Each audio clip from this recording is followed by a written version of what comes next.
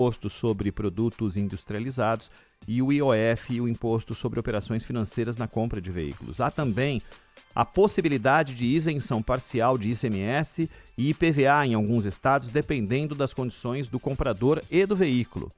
Essa política visa facilitar o acesso a automóveis adaptados ou acessíveis, promovendo autonomia e qualidade de vida. Esse é o preceito básico. O teto para isenção total, porém, está limitado a R$ 70 mil, uma faixa de preço que há anos não acompanha a realidade do mercado automotivo, especialmente diante da inflação e do aumento dos custos da produção. Com a reforma tributária aprovada, a proposta é substituir 5 impostos por 2 novos tributos. A Contribuição sobre Bens e Serviços, CBS, que será federal, e o Imposto sobre Bens e Serviços, IBS, estadual e municipal. O cenário é visto como positivo para os chamados PCDs, já que hoje a isenção se aplica além do IPI ao ICMS, que é um imposto estadual, mas não abrange PIS/COFINS, que é da União, como será o tal do CBS. O teto para isenção parcial dos tributos deve subir para R$ 200 mil, com reajustes anuais baseados na inflação.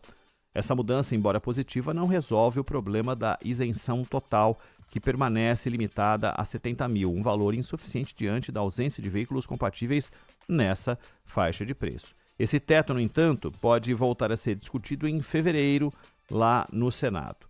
Um dos pontos mais críticos da proposta é a restrição nas condições que garantem acesso aos benefícios. Embora repita a lista de condições de deficiência física, auditiva e visual do decreto que regulamenta o acesso à isenção atual, a proposta restringe a abrangência do direito ao dizer que não se incluem no rol de deficiências físicas listadas aquelas que não produzam dificuldades para o desempenho de funções locomotoras da pessoa. Outra inovação é de que essas deficiências somente darão direito à isenção de IBS e o chamado CBS, se comprometerem partes do corpo que envolvam a segurança ao dirigir, acarretando o comprometimento da função física e a incapacidade total ou parcial para dirigir. As novas regras também restringem o acesso de pessoas com o transtorno do espectro autista, classificado como leve.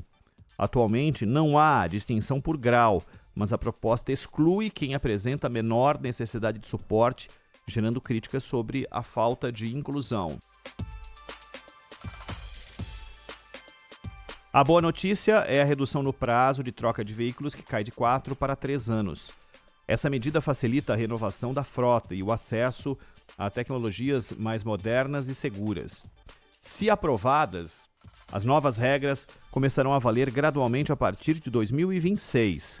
O objetivo declarado é tornar o sistema mais eficiente, menos inchado e alinhado às necessidades reais dos portadores de deficiência física. No entanto, as mudanças também levantam dúvidas sobre a acessibilidade. Pergunta que fica: será que as restrições nos critérios de elegibilidade e principalmente o teto de 70 mil não acabarão excluindo justamente quem mais precisa? Fica essa pergunta.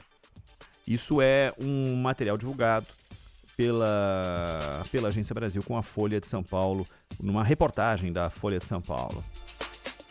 Quando falam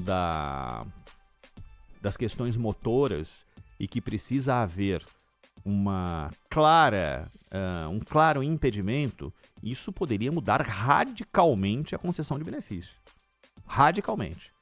Porque hoje há um sem número deles. Por exemplo, a pessoa teve um dedinho, a ponta de um dedo amputado. Até agora se conseguia a isenção, mesmo que a pessoa tenha total capacidade de fazer plenamente as suas atividades. Hérnia de disco, por exemplo. Isso era algo que havia liberdade. Como é que vai ser a partir de agora? Problemas no joelho, né? De problemas crônicos, né? De hérnia de disco, de joelho, entre outras coisas. Nervo ciático e por aí vai. Como é que vai ser a partir de agora, né? Tudo bem, e só para deixar claro que isso, em sendo regulamentado, passa a valer só em 2026. Mas como é que vai ficar essa análise, né, por parte dos médicos e especialistas e que podem fazer o laudo? Tudo tem que ser baseado no laudo, né? Como é que vai ser? Fica essa pergunta.